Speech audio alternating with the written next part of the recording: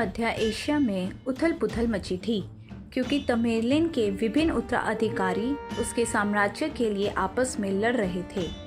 उनमें से एक जहीर-उद-दीन मोहम्मद महज 11 साल के थे जब उन्हें 1494 में अपने पिता से फरगाना विरासत में मिली। इस विजेता को बाद में बाबर के रूप में जाना गया, जिसका अर्थ है फारसी में बाग, और समरकंद शहर का पारंपरिक केंद्र इन्होंने अपने 16वें जन्मदिन तक जीत लिया था। जल्द ही बाबर के दुश्मनों ने जवाबी हमला किया और उसने इन दोनों क्षेत्रों पर नियंत्रण खो दिया और उसे कहीं और शरण लेनी पड़ी। कई कठिनाइयों के बाद बाबर एक छोटी सेना बनाने में सक्षम रहा और 1504 में उसने काबुल पर हमला किया और उसे जीत लिया।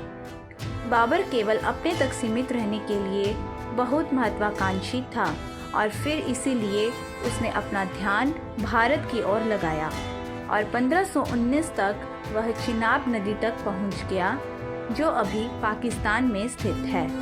जबकि लोधी डायनेस्टी आंतरिक संघर्ष से जूझ रही थी और उसके कुछ प्रतिनिधियों ने सुल्तान इब्राहिम लोदी के खिलाफ विद्रोह भी किया था। कुछ ने बाबर से हमला करने की अपील भी की। बाबर ने इसका इस्तेमाल अपने आक्रमण को शुरू करने के लिए किया।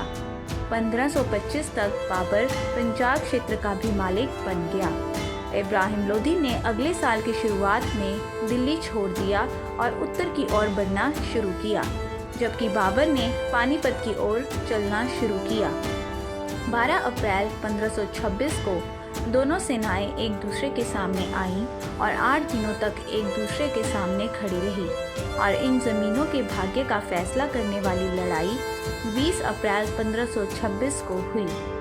20 अप्रैल 1526 बाबर की सेना में तुर्क, मंगोल, फारसी और अफगान शामिल थे।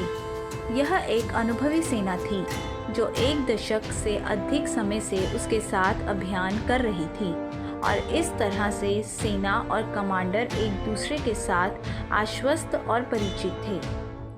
उनके घातक तुर्कों मंगोल मिश्रित धनुष के साथ घुड़सवार सेना का मुख्य अंग थे, जबकि उनकी पैदल सेना में भी धनुर्धारी शामिल थे जो धनुष और माचलॉक से लैस थे। बाबर के पास 20 तोपें भी थी और उसने अपने बारूद और हथियारों को ऑटोमन से प्राप्त किया था। बाबर की सेना के दाईं ओर था पानीपत शहर और उसकी बाईं तरफ एक खाई जिससे उसे पर्याप्त सुरक्षा मिल रही थी। इब्राहिम लोदी की सेना के पहली पंक्ति में हाथी थे, दूसरी पंक्ति में घुड़सवार सेना और तीसरी में पैदल सेना थी। अपने 5000 मजबूत रक्षकों के साथ सुल्तान ने पीछे रहने का फैसला किया था और उसे यकीन था कि अपने बड़ी संख्या की सेना के साथ वह विजेता होगा। इसलिए उसने अपने लगभग सभी सैनिकों को सीधे हमला करने का आदेश दिया, लेकिन बारूद की अपरिचित ध्वनि से सामने वाले हाथी डर गए और कुछ भी करने में विफल रहे। बाईं भुजा पर इब्राहिम के घुड़सवारों ने दुश्मन के दाहिने हिस्से पर हमला करने का प्रयास किया, लेकिन यह हमला भी विफल रहा क्योंकि हाथी या तो मारे जा रहे थे या घबराहट में पीछे हट रहे थे। इसीलिए कर्म व्यवस्था पूरी तरह से समाप्त हो गई थी और बाबर ने पिंसर चाल का प्रयास करने के लिए अपने दाएं और बाएं दोनों घुड़सवार सेना को अपने दुश्मनों के बाएं और दाएं फ्लैंक्स की ओर भेजा और अपने दुश्मनों को घुड़सवार सेना की ओर मोड़ने के लिए मजबूर किया और इस वजह से सल्तनत की सेना वैगनों पर तैनात मस्कटियर्स और तोपों के शॉट्स के लिए खुली रह गई। फिर बाबर स्वयं दाईं ओर से आक्रमण में शामिल हुआ।